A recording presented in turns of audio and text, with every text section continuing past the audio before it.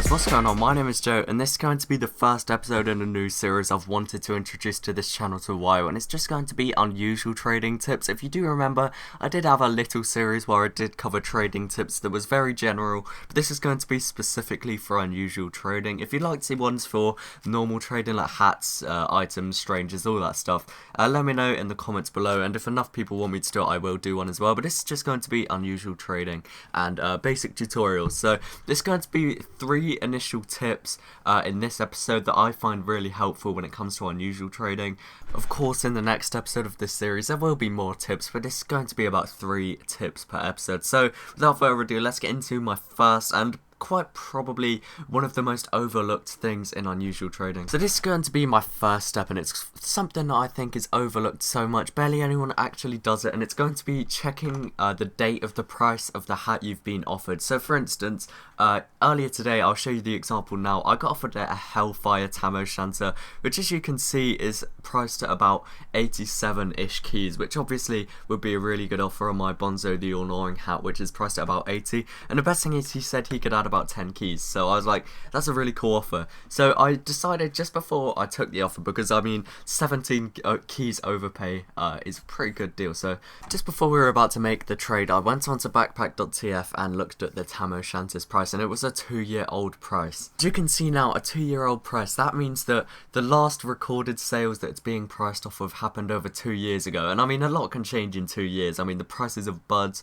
the prices of keys, basically everything in the TF2 economy has completely changed in the last 2 years, so that is an extremely outdated price, and I find it nearly impossible that I'd be able to sell it for its backpack.tf price of nearly 90 keys. Like, that's just crazy. So that is my first step, which does actually bring me on to my second step, and they do link together really well. And this second step is going to be compared to other effects. So again, as you can see on this Tam O'Shanter example, Hellfire is priced at 87 keys, but keep in mind it is 2 years old. So let's quickly look at the prices of the other Tam O'Shanters and see if Hellfire adds up to be about right. So as you can see, the red triangle next to a price on backpack.tf generally means that it's outdated. So there's Hellfire there, right near the top actually, just above Scorching Flames, which is already pretty arguable in itself, and then actually really highly above Burning Flames. So we'll quickly check the price of Burning now, see if it's that much different, and as we can see, Burning Flames is 45 keys with a 2-month-old price. That means it's recently sold for 45, so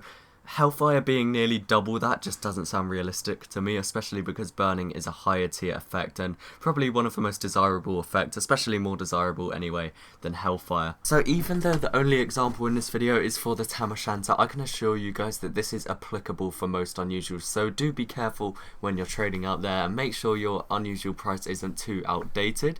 And if it is outdated, it's not too much of an issue unless in comparison to other effects it's a bit ridiculous. So this brings me on to my third and final step, and this is a step which I find most important with any trading. In fact, it's to be patient. I know so many people ask me like, how did I make so much profit, and also like, what is sort of my main tip for trading and making profit, and honestly, my main tip for making profit is just to stay patient.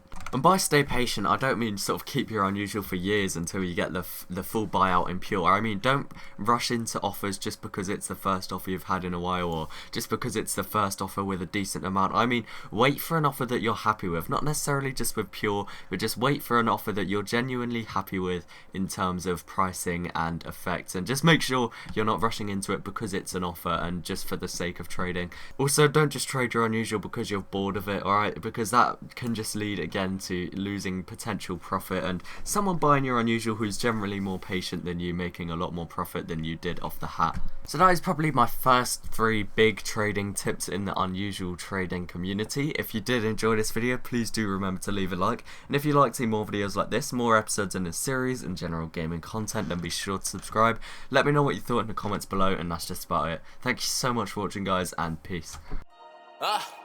Yo, it's the kid that you've heard about. It travels fast, that's word of mouth. My women finding my future's bright. If you're all talk, then you lose the